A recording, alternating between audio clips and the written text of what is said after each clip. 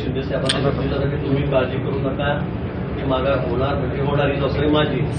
जसं गीतेंनी सांगितलं होतं की गिरीश भाऊ जे नेते आहेत ते सांगतील ते आम्ही करू. थोडा उशीर लागला, थोडा उशीर नक्की लागला, लवकर व्हायला पाहिजे होतं, पण ते उशिरा झाली माघार. पण आम्ही ती माघार त्या ठिकाणी केली आणि आता तिथं स्पष्ट झालेलं आहे. त्यामुळे खेळीगिरी कुठेही नाही. जळगावला सुद्धा तीच परिस्थिती आहे. नाशिकला विड्रॉल झाल्यानंतर इथे सुद्धा त्या दिवशी जाहीर झालं. माझ्यासोबत उदय सामंत जे होते, दादा भुसे होते नाशिकला, तिथेच आम्ही जाहीर केलं की जळगावची माघार उद्या होईल म्हणून, आणि ती माघार कालच त्या ठिकाणी झालेली. गीतेने माघार घेतलेली असली तरी नाराजी मात्र आजही त्यांनी आहे की बाबा करता आहे. त्याच्यानंतर आमदारकी कमवावं लागल्याचे दुःखही व्यक्त केलं जातं. कोणालाही असतं तिकीट नाकारल्यानंतर किंवा उमेदवारी मागे घेतल्याचं प्रत्येकाला वाटतं, साहजिक आहे ते असतं. पण त्यांनी महायुतीसाठी माननीय मुख्यमंत्री महोदय माननीय शिंदे साहेबांच्या म्हणण्याला त्यांनी मान दिलेला आहे. आम्ही त्यांची मनधरणी केली आणि खरं आहे तिथे परिस्थिती त्यांना अनुकूल होती तरी सुद्धा त्यांनी माघार घेतलेली आहे. तर शिंदे त्यांच्या मनामध्ये असेल दुःख त्यांना वाटेल, त्याबद्दल काही वाद नाही. पण महायुतीसाठी त्यांनी ती माघार घेतलेली आहे. आता तिथं स्पष्ट झालेलं आहे की त्याचा आमच्याकडे एकच उमेदवार आहेत नाशिकमध्ये, ते म्हणजे नरेंद्र दराड. त्यांना सगळे 100% मतं त्यांना मिळतील. खूप दराडेंना तर एक पाठिंबा मात्र दिला नाही. माघार घेतली, प्रचार थांबवायचं म्हटलं, पण दराडेंना पाठिंबा देऊ. सगळ्या यंत्रणामध्ये काली बैठक झाली. मी काल संध्याकाळी त्या बैठकीला जाणार होतो. सगळे आमदार त्या ठिकाणी होते, मी घेऊन जाऊ शकलो नाही. पण स्वतः गणेश गीते वगैरे त्या ठिकाणी होते, तेच मार्गदर्शन करत होते. त्यामुळे ते सगळे कामाला लागलेले आहेत. आता काय पाठिंबा दिला नाही म्हटलं नाही या कुठला कुठे अर्थ नाहीये, कुठे सत्य नाहीये. स्वतः ते कालच्या बैठकीमध्ये त्या ठिकाणी संध्याकाळी रात्री हजर होते. त्यामुळे आता तसा कुठलाही नाराजीचा विषय राहिलेला नाही. स्वतः या ठिकाणी हजर राहून या ठिकाणी आपली भूमिका स्पष्ट करणार होत्या. रेश्मा काळे स्वतः उपस्थित राहून भूमिका स्पष्ट करणार होत्या, मात्र त्या या ठिकाणी आज उपस्थित दिसत नाहीये.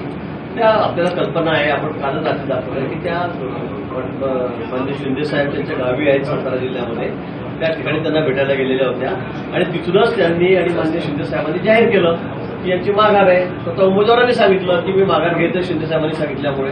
आता काय ते आता प्रवासामध्ये असल्यामुळे ते पोहोचू शकत नाही अजून. त्यामुळे की त्यात ते गैरसमज करून घेण्याचा विषयच नाहीये की त्या का आल्या नाही इथे. त्यांनी स्वतः सांगितलेलं आहे. आपण आपल्या चॅनल सगळ्यांना दाखवलं की त्यांनी जाहीर माघार घेतलेली आहे.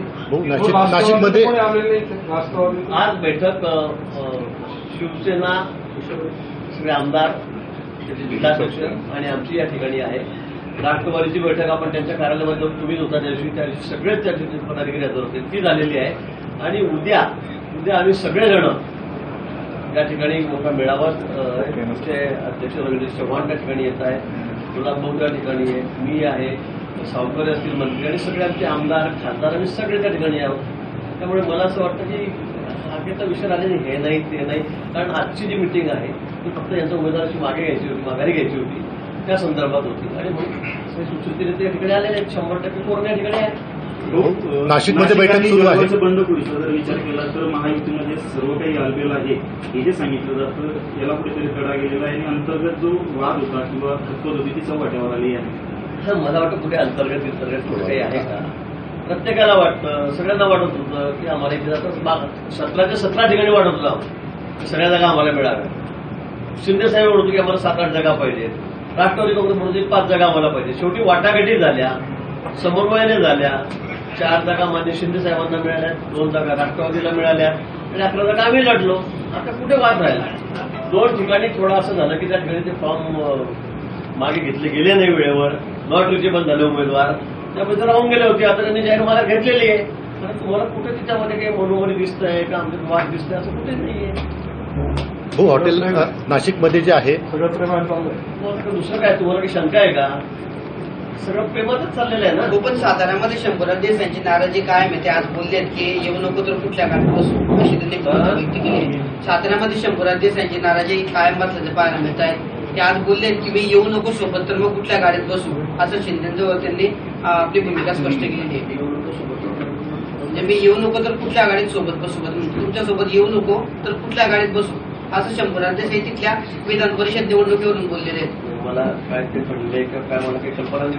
येऊन कुठल्या गाडीचं मला अर्थच कळत. त्यामुळे मला तिथं काही माहीत नाही. पण शंभूराजेंचा विषय 2-3 वेळा चर्चेत आला. मी त्या समन्वय समितीत आणि बाळकृष्ण साहेब आहे 6 लोकांच्या, तिथे पण त्यांनी पण स्वतः शंभूराजे तिथे होते, त्यांच्या घरीच बैठक झालेली होती. मला वाटतं हा विषय आता संपलेला आहे. सीएम साहेब स्वतः बोललेले आहेत, शिंदे साहेब स्वतः बोललेले या संदर्भामध्ये, आणि त्यांना जे म्हणणं होतं ते ऐकून घेऊन त्याच्यावर कारवाई सुद्धा झालेली आहे त्यांच्या मतदारसंघ जिल्ह्यामध्ये. त्यामुळे आता तो विषय संपला. आज संजय राऊतांनी एक वक्तव्य केलं या ठिकाणी की अर्थ खातं जे आहे महाराष्ट्राचं ते देवेंद्र फडणवीस यांच्याकडेच ठेवण्यामध्ये शहाणपण आहे, त्यांच्या व्यतिरिक्त अर्थ खातं सांभाळणं एवढा दुसरा सक्षम नेता कोणी नाही, असं वक्तव्य त्यांनी केलेलं आहे. त्यावरून राष्ट्रवादीने नाराजी व्यक्त केलेली आहे. मला वाटतं की राऊतांनी त्यांचा पक्ष बघावा न, त्यांच्या पक्षात काही बोंब पडत नाही, आणि ते राष्ट्रवादीने काँग्रेसमध्ये जावं का, तिकडे अर्थ खातं कोणी सांभाळावं, या पक्षाचं कोणी काय करावं. मग आता कशाला वेगाने शादी में अब्दुल्ला दिवाना उड्या मारत फिरायचे आपण. लग्न कोणाचं, बँड कोणाचं, आणि लगेच आपण नाचायला लागायचं तिकडे जाऊन. त्याला कोणी विचारलंय? ते कोण ठरवणार आहे कोणतं खातं कोणाकडे ठेवायचं म्हणून? सल्ला देणार आहे आम्हाला? ती गरज नाही, आवश्यकता नाही. त्यामुळे तुमच्या घरच्या लग्नातच तुम्ही नाचा तुमच्या बँडमध्ये, आमच्या बँडमध्ये येऊन नाचू नका. यावर अनिल पाटलांनी असं म्हटलंय की त्यावेळेस त्यांचे मुख्यमंत्री होते ते देखील महाराष्ट्र सांभाळण्यामध्ये सक्षम नव्हते. उद्धव ठाकरे ज्यावेळेस मुख्यमंत्री होते त्यावेळेस देखील राज्यात अशी चर्चा होती की ते राज्याचा कारभार सांभाळायला सक्षम नाहीत अशी ते सगळ्या चर्चा. राज्यांनी बघितलेलं आहे, त्यांना काही कोणाला सांगायची गरजच नाही. ते कोणाला आम्हाला सांगायची गरजच नाही. ते सगळ्या राज्यांनी बघितलं आहे की मुख्यमंत्री असताना हे वादळ एक दिवस सुद्धा विधानसभेत आले नाही, एक दिवस मंत्रालयाची पायरी चढले नाही. कोरोनाच्या काळामध्ये घराचा उंबरठा ओलांडला नाही त्यांनी, आमदारांना भेटले नाही. त्यांच्या का गेले सगळे आमदार त्याच्यापासून दूर? कोणालाच भेटायचं नाही, कोणाला वेळ द्यायचा नाही, कोणाचं ऐकून घ्यायचं नाही. मी आणि माझा परिवार त्याच्या बाहेर ते पडलेच नाही, मातोश्रीच्या बाहेर पडले नाही. त्यामुळे सगळे आमदार त्यांना सोडून गेले. यात काही नवीन सांगण्याची गरज नाही. आणि म्हणून आपण आपल्या घरामध्ये बघावं, लोकांना फुकट सल्ला देऊ नका. हा कसं सांभाळेल, तो कसा चांगला, हा कसा बनवू सक्षम, हा कसा असक्षम. त्यापेक्षा आपण काय केलं, आपल्या घरामध्ये सल्ला द्या जरा, ते फायदा होईल थोडासा राजकीय. कर्जमाफीच्या संदर्भात रोहित पवारांनी आता आंदोलन सुरू केले पंढरपुरामध्ये. नाही, रोहित पवारांच्या आंदोलनाला कुठलाही अर्थ नाही. रोहित पवारांना सध्या सगळ्या फक्त टीआरपी घ्यायचा असतो, त्यांना चॅनलमध्ये रोज जायचं असतं, काही ना काही नवीन नाटक त्याचा असतो. त्यासाठी मला असं वाटतंय अजून ते नवीन आहे, ठीक आहे आता. पण खरं म्हणजे एवढी मोठी योजना पहिल्यांदा आणि कुठलीही निवडणूक नसताना आमच्या सरकारने त्या ठिकाणी आणली. काही नाही म्हणजे कुठे निवडणूक आल्यावर तरी कुणीतरी सर तोडणार असताना तरी कुठे कुठे निर्णय करतात. पण शेतकरी अडचणीत आहे, ज्याची आम्हाला कल्पना आहे. माननीय मुख्यमंत्री आहेत, आमचे शिंदे साहेब आहेत, आमच्या पवारताई आहेत. मला वाटतं त्यांनी त्या सगळ्या गरजा ओळखून, शेतकऱ्यांची परिस्थिती बघून स्वतःहून आम्ही कर्जमाफी अचानक म्हणजे कोणाला कल्पनाही नसताना एका कॅबिनेटमध्ये मुख्यमंत्र्यांनी लगेच त्या ठिकाणी प्रस्ताव आणला की मुख्यमंत्री उपमुख्यमंत्र्यांनी, आणि तो ठेवला आणि कर्जमाफी केलेली आहे. आता ती अशी झाली पाहिजे, ती तशी झाली पाहिजे. जवळपास 37-38,000 कोटी रुपये मी शेतकऱ्यांना माफी करतोय. आणि एवढं माफी केल्यावर तुम्ही काहीतरी आपल्याला मुद्दाम क्रेडिट घ्यायचा प्रयत्न करताय, कुठेतरी आमच्यामुळे काहीतरी झालं असं दाखवण्याचा प्रयत्न करताय. आपलं सरकार असताना आपण काय बोंब पाडली विचारा तर आपल्या घरामध्ये. आजोबांना विचारा, आपण किती वेळा कर्जमाफी केली, आपण शेतकऱ्यांना काय मदत केली. आमचं सरकार असताना या 12 वर्षामध्ये आम्ही किती मदत केली शेतकऱ्यांना याचं एकदा कॅल्क्युलेशन करून बघा. पण आपल्याला नुसतं काहीतरी प्रसिद्धी पाहिजे. एकच दिवस झालं उपोषण करून, फक्त संध्याकाळी जेवले नाही काल, पण झोपून गेलेले आहेत जसं की काय झालं काय. आता आम्ही 12 दिवस उपोषण केलेले आहेत, म्हणजे ते इतके नाटकीपणा लोकांना दिसतोय, समजतोय. त्यामुळे लोक काही अशा आपण त्याच्या बळी पडणार नाही. आम्ही कर्जमाफी प्रामाणिकपणे केलेली आहे, लोकांना त्याचा लाभ मिळणार. अजित नवले प्रत्येकाच्या आंदोलन पाठिंबा देतात. असं कुठलं राज्यामधलं आंदोलन नाही की तिथे अजित नवले जात नाही आणि पाठिंबा देत नाही. शेतकऱ्यांचं कुठलं आंदोलन आलं ते तिथे जात.